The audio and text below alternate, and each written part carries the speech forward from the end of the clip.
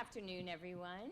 Thank you so much for joining us. We're capping off an incredible day here at the Infillion Inclusion Cafe with what I'm sure is going to be the highlight of my week, although it's only Monday, so I know there's going to be wonderful things to come, but look at this esteemed group of panelists I have with me, and I'm so thrilled to be able to introduce everyone and to all that are out there on the opposite side of the camera. Welcome as well to the Infillion Inclusion Cafe. So tonight this evening, we're talking about women's rise to power in advertising, media, and marketing. And there is this moment where you think, oh wow, it's 2023 and we're still having this discussion. So hopefully in 10 years' time, we're not still having this discussion, but we'll see because there's still a tremendous amount to talk about. And this panel was inspired by a conversation that Julia and some others had along with myself in LA a couple of months ago, and we realized that we could have continued the conversation for another couple of hours. So we said, let's continue it again instead. So let me introduce our panelists. First, let me introduce myself. I'm Christa Carone. I'm the president of Infillion Media. And with us today, Louisa Buckley, who's the managing director of VaynerMedia. She is based in the beautiful Manhattan Beach and represents the West Coast for Vayner. So thank you for joining us, Lisa. Louisa Wong, who is the CEO of Extreme Reach for a whole month now. Congratulations on your new role after many years in the agency world. Lovely to have you again. Thank you, Louisa. Donna Speciale is right here. I'm skipping over Monique. I'm coming right back to you. Donna is president of U.S. Advertising Sales and Marketing for TelevisaUnivision. Julia Boorstin, who is the author of When Women Lead, and many of us see Julia quite often on CNBC as well. Viviane Paxinos. I had it right the first time when I was talking to you. And Viv is the new CEO of AllBright. So you're going to share a little bit more about that when we're talking. And last but not least, sitting gracefully and lovely underneath the neon sign, Monique Nelson, who is the chair of UWG. And thank you for joining us, Monique. What an incredible group of women. We have a lot of really interesting research to share with you and amazing insights that I'm going to get from everybody. So bear with me. We're not going to go down the whole line here and ask everybody to respond to every question because there's nothing more painful than that. But we do have some great stories to share. So I'm going to start off here with Louisa's team shared with us some really interesting research from Extreme Reach. And it indicated that 75% of the faces and voices in ads in the US are still male. Like, take that in for a second. 75% of the faces and voices in US advertising, the advertising that we celebrate here in Cannes, is male. It kind of blows me away, but I love the fact that you and your team did some research and deep research around that. So Louisa, and I'm also going to throw Lisa into the mix here. You both have been at Cannes for a long time. We celebrate creativity at Cannes. Couple of questions. What has changed for you over the years as a female attendee at this event? And just a moment to remind people that there used to be a very elite all-male event at Cannes called the Boys' Night Out. We believe that event does not occur anymore that we're aware of, but of course it does, if anyone's been to the Gutter Bar, et cetera. So talk to us a little bit. Are the events more geared towards women? Are we seeing more inclusion in our industry? And what clearly is happening that ads have historically featured more men, and are we seeing any change in that dynamic? So let me kick it off with you, Louisa. So I'll answer the last part before I get back to my observation. Yes. I'm going to call it observation of Cannes. So that piece of research that you pulled out was actually a piece of work that we did for a global client who wanted to understand receptivity to ads. So Extreme Reach, we deliver 95% of the ads on television that you see every day. So every piece of creative. We also do entertainment and commercial talent payroll. So we know exactly on set the percentage of women versus men. whether you're the runner, whether you're the producer, whether the actual director. And what we've seen is when you have female directors directing the ads itself, you see more diversity within the team. That's the first thing. And secondly, when you think about creative performance, it resonates better with females. And we've seen that again with this brand's research after the fact. So we know diversity absolutely fuels different outcomes. But I think what's important is not just saying that you're diverse. Making sure you create an inclusive environment is also critical for its success. I've seen diversity being ticked as a box. I still see a lot of lacking in the facilitating of an inclusive conversation. So you end up having lots of people talking. But to the point about what I observe in Cannes, I think in the last 5 years, I've been on more female leadership events, whether it's hosted by Paramount, whether it's the Equality Lounge. There's certainly a lot more of those conversations happening, but I don't see enough allies turning up. So what the risk we run is that we're in a vacuum and we're talking to ourselves. What we really need are our allies showing up, being part of the conversation, trying to drive that change with us. Because otherwise, we can talk about inclusivity, but where's the empowerment going to come from our peers? And peers, man or woman is irrelevant, but peers to pull each other up. Yeah, excellent point. Thank you. Lisa? So I've been coming to Cannes for over 20 years, I think. First as a junior account executive as part of the awards ceremonies here, to things like this today. And I think to build on what Louisa was saying, certainly more events over the course specifically geared towards women in leadership, which is great. Having a conversation is where it starts. But I think importantly, I came across the 3% conference several years ago in Cannes, founded by Kat Gordon, and it highlighted something that I saw in the workplace every day, but actually there was a company addressing it, which was at the time there were only 3% of female creative directors, which in our industry is pretty appalling. I think thankfully over the last 2 years in particular, that shifted more to 29%. So some growth, of course, but still so much more to be done. So I think it building on what you were saying, that very much it starts with representation, and yes, inclusivity, but importantly, we have to have diversity and creativity in order to ensure that that storytelling gets told. Right. Well, and impressive that all of you have accomplished so much in your careers here and started as a junior account executive, now running the whole LA office for Vayner and your new role as well, Louisa. So we absolutely are making some very meaningful progress here. And Julia has written a lot about this in her book with a very much a research-based, analytic approach to better understanding how women lead. I know you've been on quite a book tour of late, so I'm curious, over the last 6 months plus, what have you learned a little bit, taking your message to not only women, but also allies across our industry? And are there a couple of insights from your research that you think will really kind of stand the test of time, not just for women leaders, but should transfer to all leaders in the room? I'm going to start with the second part of your question. I have to say the 3% conference resonates because the reason I originally wanted to write my book was because at the time, 3% of venture capital dollars were going to female founders. It has since declined to now it's around 1.8%. So I think that these numbers are so tiny, it's absurd. So I think that really resonates. It's this importance of data. In terms of the leadership traits that will stand the test of time, I think it is absolutely true that they will stand the test of time for all leaders, not just female leaders. What I found in my research, and my book is over there, thank you so much. Signed books for everyone before you leave. It's shorter than it looks because there are 40 pages of endnotes. That the research shows that the ways in which women tend to lead, which is with empathy, vulnerability, gratitude, and ultimately authenticity, is just more effective. And also, all the data shows that having diversity, not just of gender, but also in race, in leadership and in business in general, makes companies more successful. So to me, the two key takeaways were companies should be investing in diversity, not because it's a nice thing to do, but because they will be more successful if they do. I am a little concerned that concerns about an economic downturn will distract people from that importance.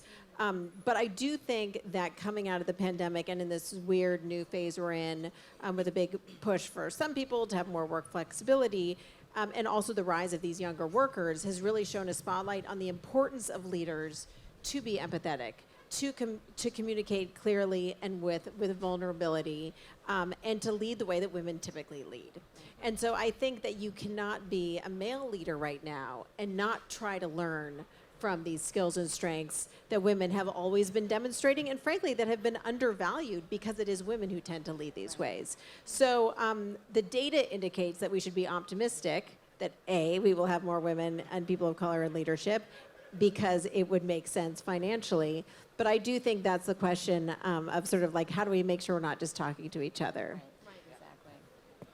Which is a great bridge to some research that Viv's organization, AllBright, has done. So I'm coming to you, Viv and Monique, for your insights on some more data that really supports a lot of these theories. So AllBright is a women's career network, and your research recently revealed that only 10% of women are satisfied with their rate of career progression.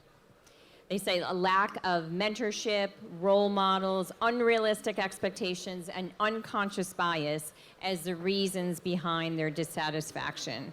Now, all of us have had interesting career moves throughout the course of our business lives. And I know, Viv, you have recently yourself, because we've worked together in the past in media. Very interested in hearing both from Monique and Viv what you would each say about career pivots that you've made that have made you more optimistic about your own career progression, perhaps some risks that you've taken as a result of that. And Viv, certainly any other insights you want to share about this research. Sure, thanks for having me. So let me start by the research. And if I take a step back and I look at just marketing and advertising for a second, you know, women represent 46% of the workforce within the industry, 30% of senior leadership within marketing and advertising. So there's some work to do. And that 30% has only grown by 1% in the last 7 years.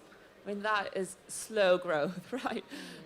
So when I take that and I look at AllBright and the research we've done, which is across many different industries, the majority of women, 45% of women that we surveyed, were actively looking for another role. So imagine the costs, just the cost from a company point of view, right? Talent acquisition. The majority of the women, only 10%, were looking to stay at their roles for 5 years and longer. And that's the challenge we were talking about before the panel is, it's not just about ticking that box around gender parity, it's how do we keep women in those senior roles? And the reason why they're leaving is they just don't see sustainable models, right? They have unrealistic expectations, they're on 24/7, they still face microaggressions. And that's the challenge that we're facing. So we focus on supporting them from a upskilling point of view, mentoring point of view, networking point of view. But I am really hopeful, and that's what I love about Julia's book, which is like sits at my desk, because there's so many examples of why women should lead and why women lead and the success. And when you think about why we're here today, all of us, you know, all businesses are trying to drive growth. Growth comes from innovation. And the only way you get innovation is through diversity. Diversity of thought, diversity of gender, diversity of generations. So it's a really simple equation. Do you want to drive business growth? Have a diverse team, right? I'm wondering, too, how that actually applies to your own personal growth and, Yes. and being innovative in how you approach your career. So, Monique, any thoughts on that? So what a lovely alley-oop. Thank you. I mean, the beauty of what you've just said is that diversity fuels growth. Diversity innately, if you are there and doing the work, you're going to have higher returns, PE ratio up, all of those things. Why isn't it happening more? Because it's hard. The challenge with diversity is innately the diversity, which means I have to take into account that you are different, that you have special needs, and that I may need to accommodate you a little differently, which means as a manager, I have additional work to do that most managers have not been trained nor supported to work on the human and not just the work. The process is only as good as your training of the people, and some people learn differently. Actually, everyone does. I could give you all a test, and you'd all do very differently based on the way I give you that test. So diversity, gender, how we're being included has to also be thought about how are we training? How are we talking about leadership in a new day? And ultimately, what are we doing to make sure that all of these organizations can support the difference that's coming? Can I just jump in here and just say what you said about the hardness of it is something that companies need to get used to and Yes. also embrace. And there's That's a right. study in my book, which I'm obsessed with, about how when something feels hard, it makes you smarter. That's right. And that's a way oversimplification of the study. But I think that what you're talking about is that companies need to understand that they will be better for embracing that And hardness. doing the hard work, right? Sorry, We Donna. can't be, no, I love that. We just cannot be afraid of doing the hard work. And when it's different and it's new, it's always hard at the beginning. Would you say, I think women leaders, though, the good news about having a lot of women leaders is that women are probably the best in hiring diverse teams. Women are Way more likely to have wa- teams that both have gender and racial diversity. And doing the hard work. And doing the hard work. You mentioned it in the book. You talk about communal leadership, right? And that stuck with me when I read it. And that's because, I often hear networking is our superpower. This is our superpower. But actually, being women is our superpower. We're on the outside. So we have the ability to spot talent, to spot the gaps, to bring others in, right? And that is what communal leadership is about. And that's why it drives better results in business. Yeah. So you asked about some interesting pivots or different pivots, and I did something really unique. A lot of people didn't.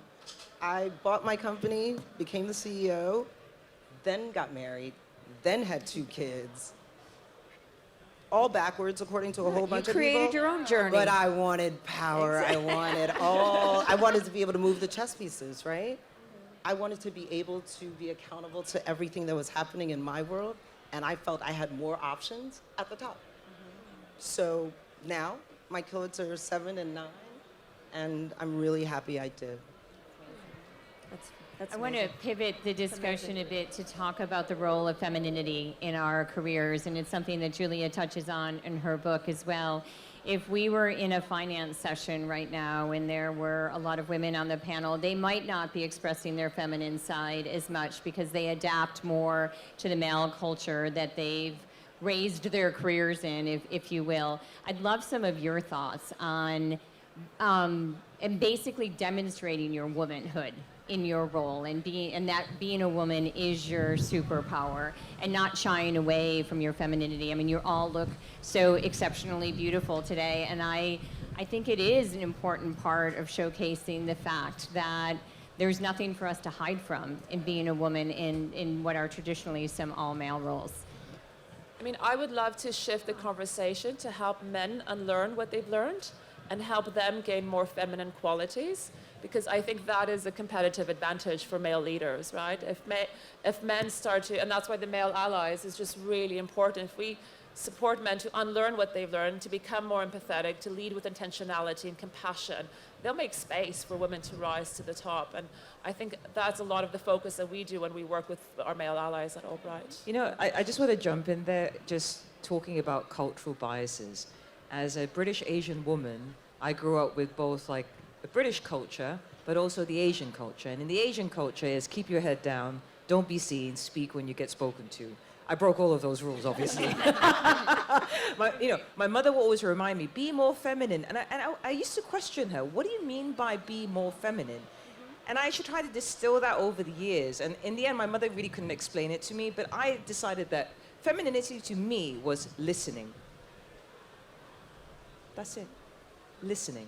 If you think about all the characteristics associated with femininity, it's the ability to be maternal, it's the ability to facilitate, to hear different people's perspective.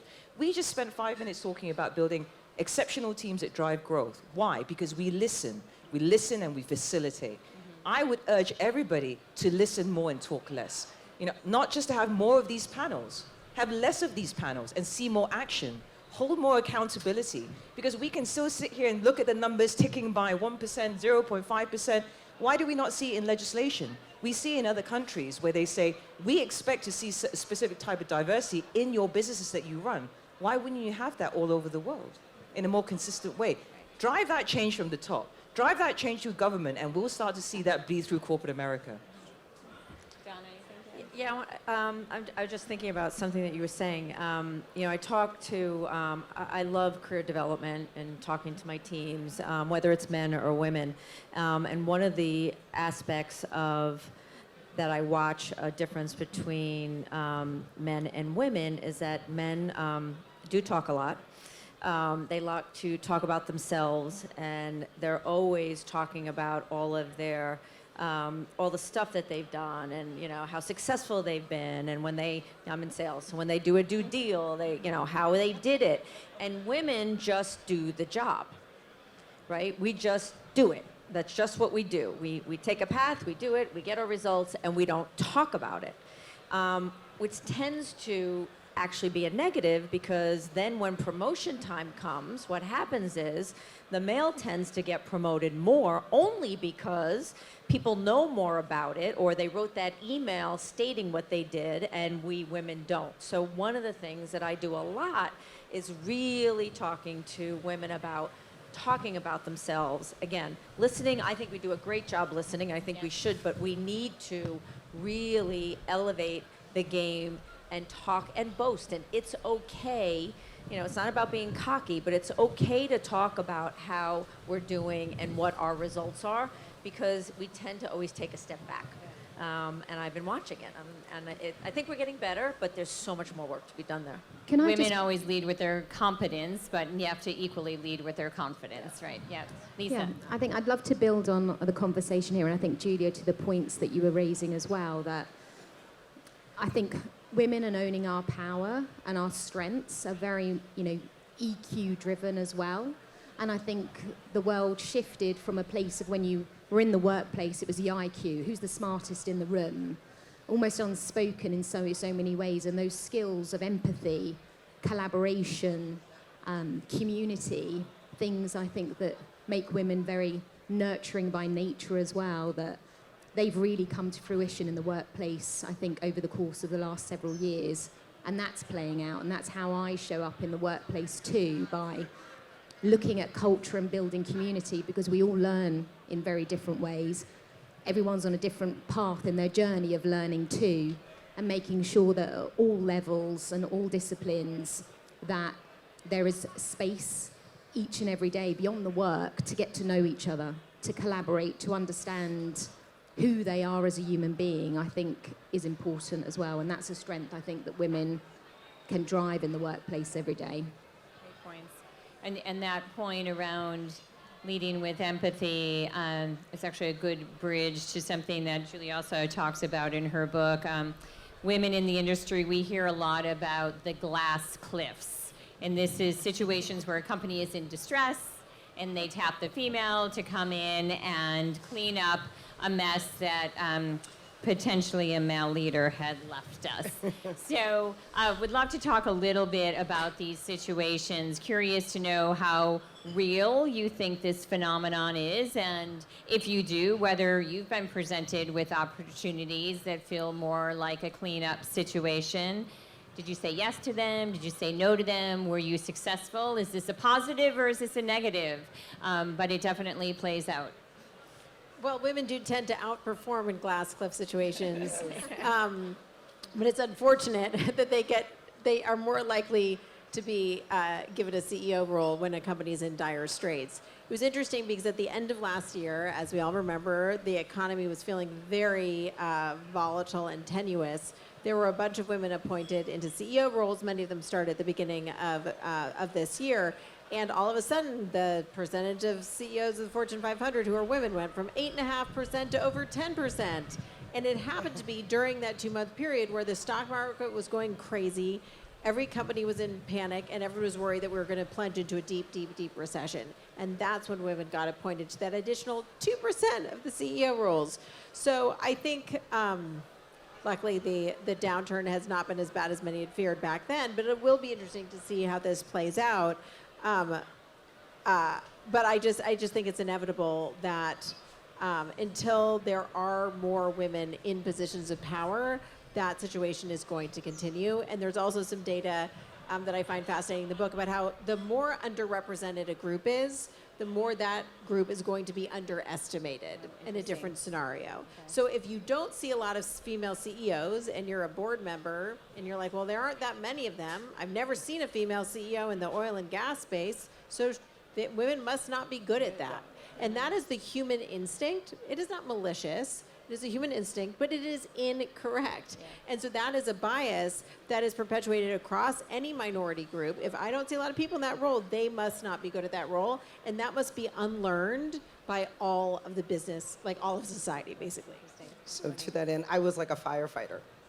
I ran into everything. If it was in crisis, I would run into it because I knew that I was going to be underestimated as the black girl in tech. I started at Motorola and in paper. So I was in manufacturing and paper in Kaukauna, Wisconsin, and then I was in Motorola in Libertyville, Illinois in the 90s. So there was a whole lot of underestimation. So I did a lot of projects that people did not want and was successful and kept moving to the point where I finally got put on the high potential list, which meant I got to go around the world, which meant I got to keep pushing that envelope. But for me to get where I needed to go, I had to be a firefighter. I had to go in and get the most challenging project and fix it to a point where it was unbelievably fixed so that I could get the next big project to get the exposure. You know, it's interesting because we were talking about the glass cliff earlier during the break, and I kind of sat there and thought, but that's my career for the last 20 years. I was going to say the same thing. It's, you know, when I come in and transform. if there's no fire, I kind of don't want to play with it because it's a little bit of the risk taking, the danger. I don't know, it's a personality thing. Maybe that's why we're all sat here. But as you were talking about, I thought, holy crap, that's what I built my entire career on. Transformation, as we keep calling it, right? But it's not. I think there is something about the glass cliff because there is a challenge when people are not empowered to do the right thing. My board of directors is all men. I'm the only woman on there, and I report to 11 men, right? Now, it's a different dynamic, but now I have to realize that I'm not just working with the 11 men. I'm working with the dynamics that I'm going to have to facilitate, listen every day, and I love it because that's the stuff that gets me up in the morning. What I'd love people to look at is, how do you conquer this break the glass cliff? Doesn't matter. How do we help build tools? Because what we don't want women coming into the industry as they're climbing through the ranks to look at it and go, oh, am I ever going to get through that? Over it, down it, doesn't matter. Go straight through it. I'd love to empower more people to break the glass cliff. I see it as an opportunity, right? And I think when I think about my career, at times I've been successful, at times I haven't been, and that's okay. You learn from it and you go to your next challenge. And I want to encourage women to, as you said, break through the glass ceiling. Don't say no to the opportunities because we have to be mindful of that example we're setting for the next generation. So we need more women into these roles. I have been for the past, I would say, the last 3 jobs that I've had, I have been hired to come in and change culture and help push the envelope and break the status quo.